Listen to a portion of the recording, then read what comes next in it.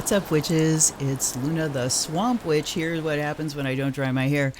I particularly want to shout out another witch today. Baronessa Scotti is her YouTube name, and she gets a reading today. You'll want to know why? Because she bought me a gift deck. This arrived a week or more ago. I've just been waiting for a gap in the run here to get it in here. Goddesses Knowledge Cards by Susan Seddon-Boulay, and the text by Michael Babcock. Beautiful, beautiful cards. And what happens now is she gets a reading from this deck after I unbox it. You too can have a reading from a gift deck if you click below on my Amazon wish list and send me a deck. I will do a personal reading for you on my unboxing. Get after it.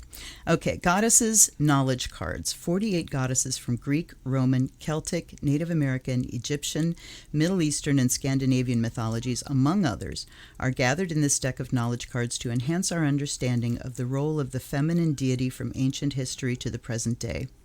In learning about goddesses from different cultures, we can recognize these archetypes as parts of ourselves, allowing us a clearer vision of our strengths and weaknesses and giving us a common thread, a link to the collective unconscious. Susan Seddon-Boulay's magnificent goddess paintings have long been favored by mythologists and art lovers alike, and with Michael Babcock's insightful texts, they offer a brilliant vision of the worldwide pantheon of goddesses. This is printed or published by Pomegranate. And again, Susan Seddon-Boulay is the artist. Michael Babcock is the writer. Did we get them all? Okay. So right off the rip, the card on top here is, and by the way, these were in plastic inside, as most decks are. If you haven't figured out by now that I open decks and look at them before I officially unbox them, welcome aboard. Anyway, the first image here is one that I am very familiar with because it was a card or an image that was on a Susan Seddon-Boulay calendar that I bought, and I still have all of these prints from that calendar in a portfolio in my closet because they're too beautiful to let go of. So this is Isis and Osiris, and these cards do not have a book. They have meanings written on the other side. So we have Isis and Osiris. And the other thing that I discovered about this deck is there's no copyright date on it. Any information other than the back of the box that you get is on the bottom here. And it says, you know, who did it and published by Pomegranate, but it doesn't say when they were published. I'm not that bothered. Are you? Okay. So there's Isis. Oops, we're upside down. This is Aphrodite. Get them closer to you. And I know someone talked about, you know, maybe if the camera was closer to the table, but there's only so much I can do. Positioning cameras so that other cameras aren't in the shot is something that happens, and cameras just do their thing, you know. They focus when they want to. Artemis, and I probably spend too much time trying to get it to focus. So there's Artemis, Greek goddess of the hunt. She's the counterpart to the Roman Diana. And we have Bastet. Look at her. Susan Seddon-Boulay's paintings and images are just exquisite. There's so much subtlety in these images, and it's one of those things where the more you look, the more you see. This is Changing Woman from Native American tradition, and Bastet before that, of course, from the Egyptian. This is another one from the calendar, and that is Diana. So we have the Greek image, and then we have the Roman-inspired image, and look at her with her antlers. Stags, deer, and hounds are sacred to Diana. And you see her with her bow. The new moon in the sky was seen as Diana's bow, that arc. So she's definitely associated with the moon. And here we have Eve. Looky there. Wildlife around her. I don't see an apple, though, and that's a shame. Okay, so we have a stag and a raptor and a coyote or a fox and a salmon. Interesting. Let's see if she mentions these. In the Bible, she's portrayed with a snake. It doesn't mention. And unfortunately, Susan Seddon-Boulay has gone on to the Summerland, so we can't get any more input from her on what inspired the things that she included in these paintings. This is Gaia. Oh, look at the waterfall and all of her creatures. That's beautiful. This one is, I guess I'll look at the names first, Hel. She is Norse, the Norse queen of the underworld. And look at the peacock-like feathers. This is Hera.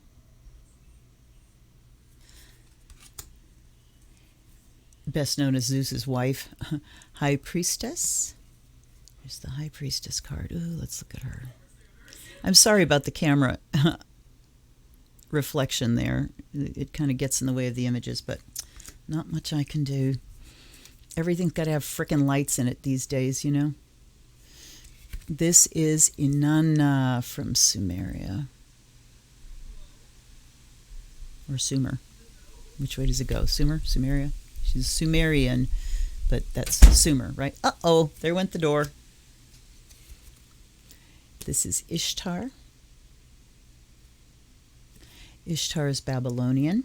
And Ishtar and Inanna, one imagines, are very similar. She's a mother goddess. She's a creator goddess. Then we have Ixchel, Ixchel. She is Mayan. She's a Mayan moon goddess. This is Kaltis. It's a wabbit. Is a moon goddess venerated by the Ugric peoples of western Siberia. So the rabbit in the moon? That image looks like a rabbit. Rabbits have also been associated with the moon from a lot of different cultures. This is Lady of the Lake.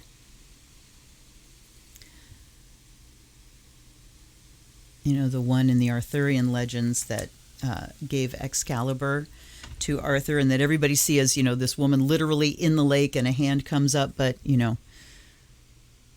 much more practical to think of her as a lady that ruled over the lake. She was in that calendar too, I believe. Yes, that's Lilith. She's associated with the owl, a figure of darkness and deep wisdom. She's a goddess of death and transformation, but she's been demonized. Adam's first wife, she wouldn't take his bullshit. Okay, this is Mary. So we have a Pietà here. There we go. Look at the detail. Look at the eyes. Look at the little hidden surprises in all of her images. They're just amazing. This is Medusa. What? She's not a Gorgon with snakes for hair? No, she is not. When Medusa was slain, the winged horse Pegasus sprang from her blood. There you go. This one is Minerva. So she is the Roman counterpart to Artemis. Oh, it says usually portrayed as the equivalent to the Greek goddess Athena. That's what I mean. Artemis and Diana. I meant Athena. Okay, get your shit together, Luna. And this came from the calendar too. Morgan Le Fay. Look at that. I mean, how much time could you spend wandering through this image? And what I would love to have seen her at work. And just, what was leading her hands. It's such a distinctive style, such a signature style. This is Pele, Hawaiian. This is Persephone, goddess of the underworld, Demeter's daughter. This is Psyche, Rhiannon, the Welsh goddess.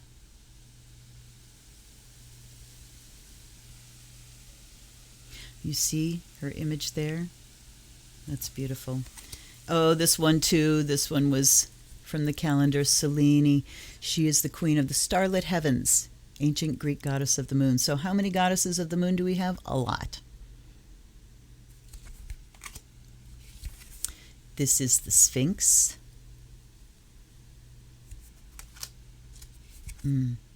Themis. Themis is one of the oldest and most revered of the Greek goddesses. She's the mother of the three fates. So you know the three women that one spins the thread of your life, one measures it, and one cuts it. She's the mother of them. Thetis is a Greek sea goddess who represents fertility.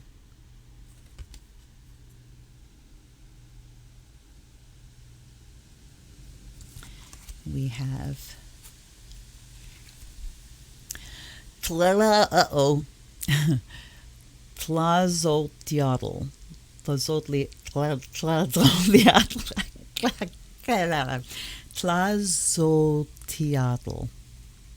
Okay. A Toltec, Earth Mother. This is the triple goddess, Maid Mother Crone. Look at the lion. Sorry, get back in frame. Ooh. Valkyrie. Oof. Look at the eyes. Just amazing stuff. This one is Venus, the Roman counterpart to Aphrodite. White shell woman.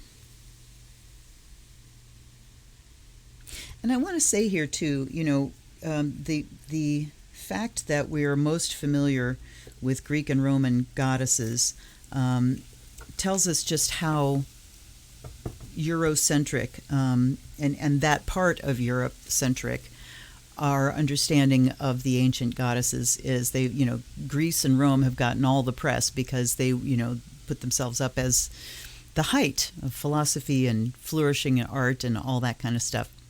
The fact is, every area had their tribal communities and their own gods and their own faces for all of the many facets of divinity. And I'm actually going to start doing a hunt for Slovakian goddesses because more than half of my DNA is Eastern European, centered on Slovakia and that area, Austria, Hungary, Slovakia. So I'm going to start working to reclaim some of my heritage goddesses. This is Epona. Oh, yeah, baby. Epona, like the first goddess form that appeared to me that I was conscious of. Let's put it that way. In the middle of a meditation, we were meditating about being in this sphere of light, and there was a big tree in the inside, and we were supposed to go get a gift off the tree. And while I was going for the gift, this white mare busted in and said hi, and I petted her and everything and thanked her, and I had never heard of Epona. And afterwards, when we were sharing our experiences, and I said, well, I didn't get my gift because this white mare busted in. Guess who was the gift? Yeah. So back on my altar, I don't know if you can see right there, there's a white horse. Okay. Etain, whose name literally means shining one, was a Celtic moon goddess. Etain. This is a crone goddess, Spider Woman. And I think, you know, it's important for us to go back to our cultural heritage and our blood heritage and reclaim the God forms that are connected with those deep tribal cultures. You know, just as a connecting point with ourselves and a way to bring all of the millions of names of the gods back into form. Flora. It's the Roman goddess of flowers and gardens and spring. And oh, look at her. She is Kuan Yin. Of course she is. Look at that.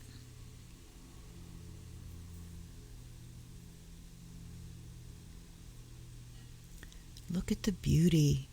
I mean, how long could I could sit here forever just letting her look at me. Just letting her look at me. That is the gaze of compassion. Yes. This is Ariane Road. She is Welsh as well. Matriarchal Welsh triple moon goddess. And this is, Demeter, Persephone's mama. That when Persephone goes down to Hades for 6 months of the year, she goes about weeping and mourning, and this is why we have winter.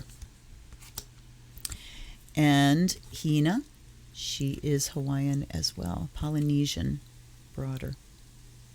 Isn't she beautiful? I love the faces that she makes. She gives people the most beautiful faces. Fortuna, this is another Roman goddess of luck. Come on, I'm getting closer. There we go. Look at the butterfly wings. And look at the other face there. And, look at the cards. Just beautiful. Amphitrite means the third one who encircles. Greek triple goddess.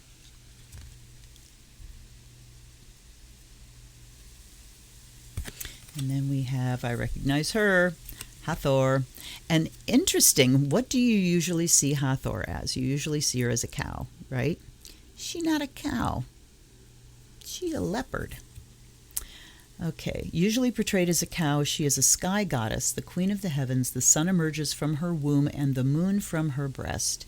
She is the goddess of love, mirth, beauty, and sensual pleasure. In her leopard skin, she's the goddess of fate and fortune and typifies the ferocity and swiftness of this animal, a night prowler and watcher.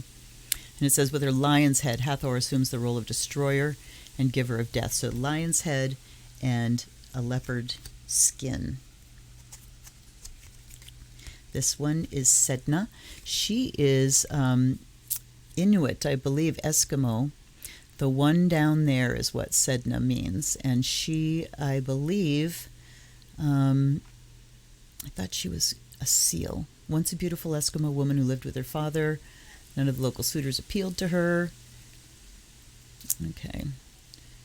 I'm not going to read the whole story. Anyway, Eskimo. This is Eagle Woman. And this is Athena.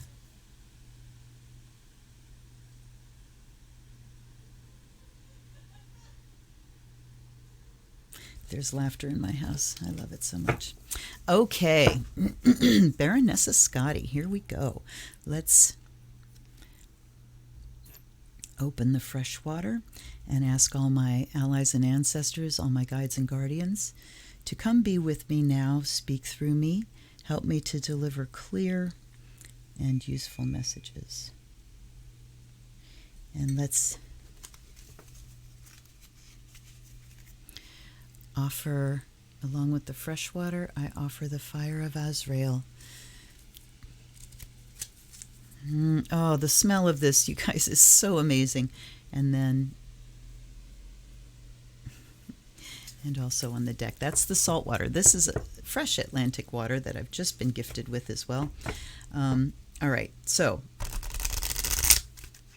yes, we can shuffle. Baronessa Scotti, do I have your permission to give you a reading today? I imagine you say yes, and it's retroactive.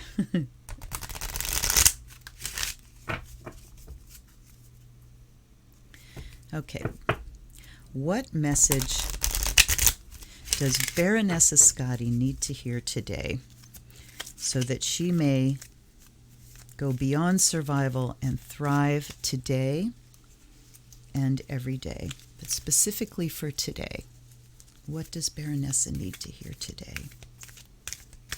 I don't quite know which way to put this deck because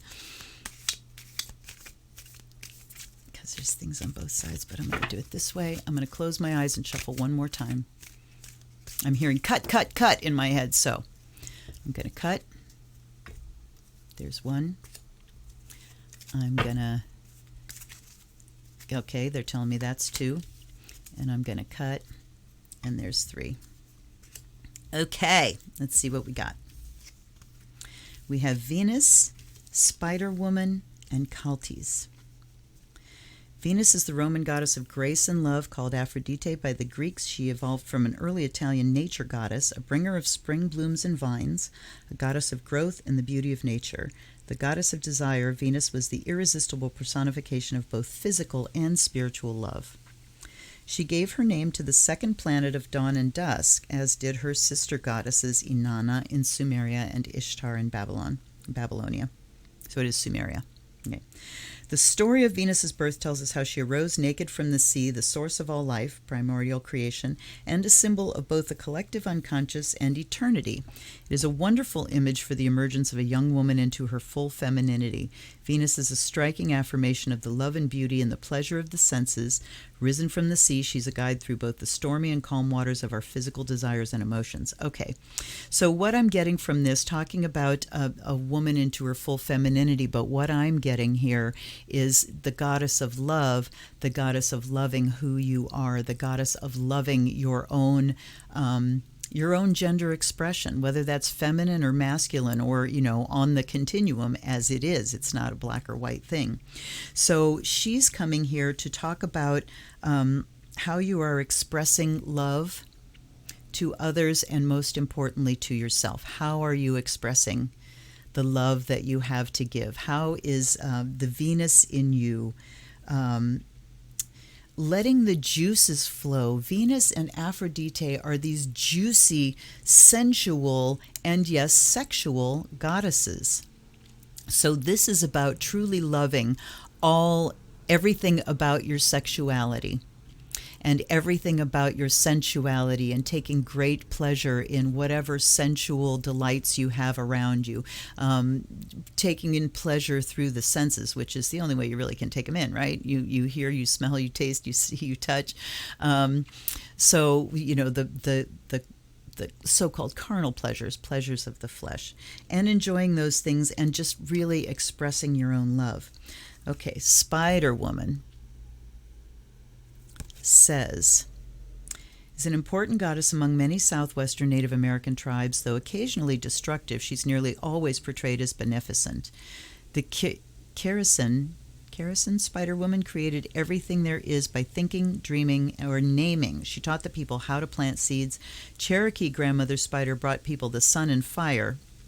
She taught them pottery, weaving, and how to make ceremonial blessings.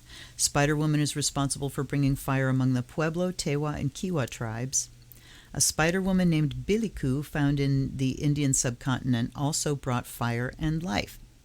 Okay, fire and light. So that's the East Indian. For the Hopi, Spider Woman is a creator who helped the people during their emergence, created the moon, has the power to give and take life, and is connected to hunting and agriculture. Spider Woman is a reminder that good comes from everywhere. Even the lowly spider, sometimes dismissed as irrelevant, has the power to create and teach.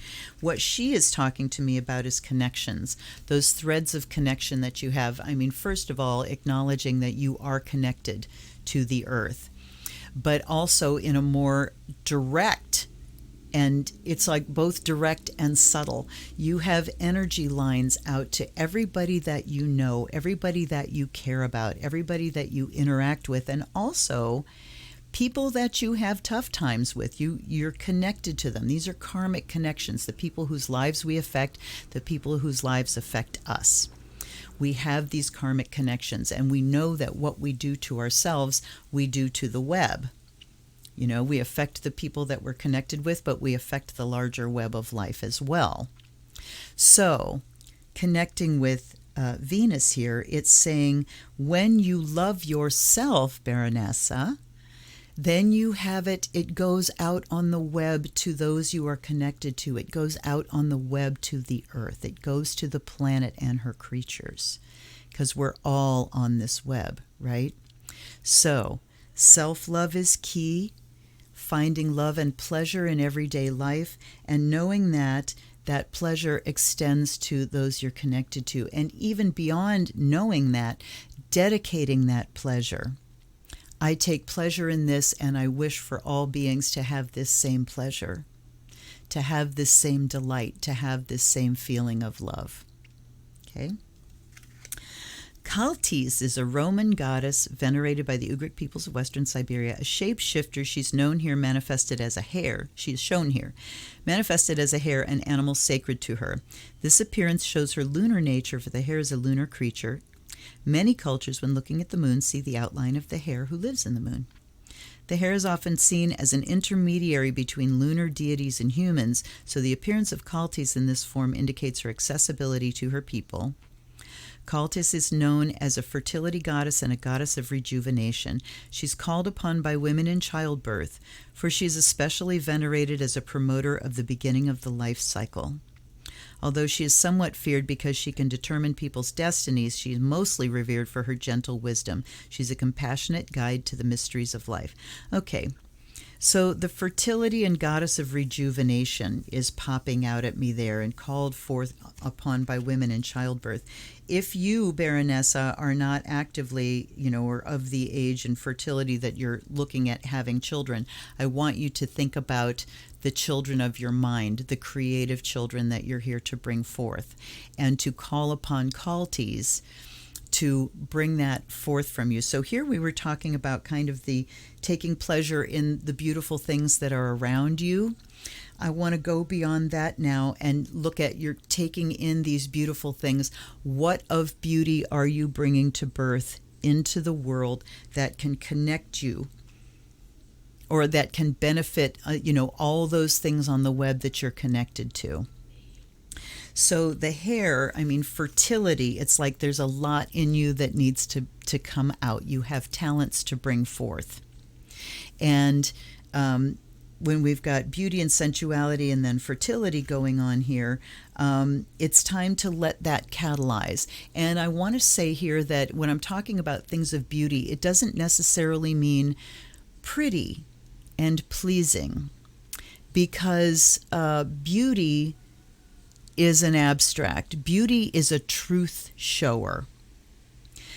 Things that are beautiful in art bring us to realizations of our truths, whether they're pretty or attractive or not. Venus is certainly talking about physical attractiveness, but I think then we have to take this to the higher octave of beauty. And when we're expressing beauty, we're expressing truth. That old thing, truth is beauty, beauty, truth? Yes, that's it. Beauty is truth, but not necessarily pretty. So when you listen to like a song that is expressing anger and rage, and you're like, and it makes you cry and it pulls the truth out of you, that's beautiful.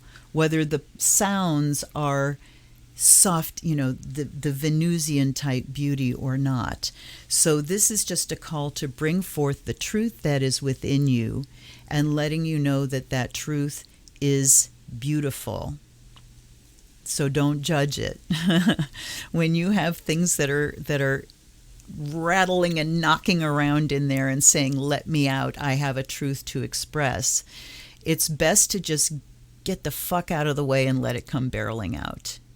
In the form it wants to come out in. Looking at these artworks, I sit and think that, did she sit and go, I'm going to put eyes here and I'm going to put eyes here? Or was she, what I imagine is her just being in the flow and just going along, and, oh, look, eyes have appeared here and this has appeared there. That's the sense I get from her artwork, is this sense of flow and trance. Absolutely.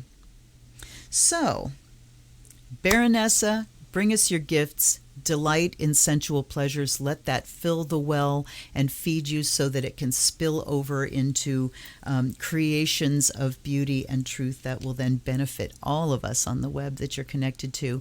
I know I'm really grateful for being connected to you, and your name will forever be invoked. I'm putting a little piece of paper inside this deck with your name on it, so that, when you gift me a deck, I will forever invoke your name for blessing. I really will. I will bless your name.